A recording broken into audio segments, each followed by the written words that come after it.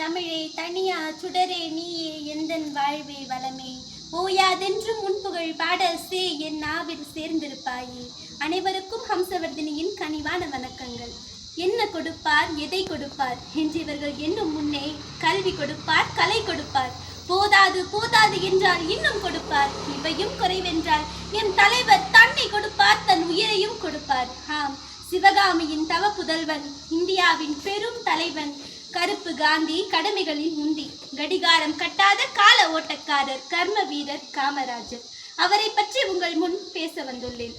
இந்தியாவின் தேச தந்தை காந்தி என்றால் என் தமிழகத்தின் தாயுமானவர் நீர்தான். இந்தியாவே உமக்கு இருமுறை கிடைத்த போதும் தமிழகத்தை தான் நீ தத்தெடுத்துக் கொண்டாய். இரு விழி இருந்தும் பயனில்லை கல்வி எனும் விழியின்மையால். கல்வி எனும் மூன்றாம் விழியை தந்து உலகையே நம்மை காண செய்த மகத்தான மாமனிதர் காமராஜர். அகத்தை வெண்மையாக கொண்டும் புறத்தை கருமையாக கொண்டும் தியாகத்தின் சிகரமாய் விளங்கும் புகழினை விரும்பார் தலைவர் அவர்.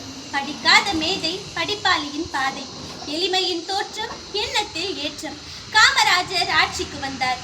ஏழைகளின் பிச்சை பாத்திரங்கள் எல்லாம் அட்சய பாத்திரங்களானது. விருதுப்பட்டியில் வித்தாய் முளைத்து விருட்சமாய் வளர்ந்த வீரத் தலைவர் அவர். காமராஜர் கல்வி சாலையில் கற்றது கைமண் அளவு, ஆனால் கல்வி சாதனைகளில் கடந்ததோ கடல் அளவு. காமராஜரிடம் வார்த்தை ஜாலமும் கிடையாது, அவருக்கு வாரி சுருட்டவும் தெரியாது. காமராஜர் கையூட்டு பெறும் அரசியல்வாதிகள் தொடக்கூடாத கையேடு.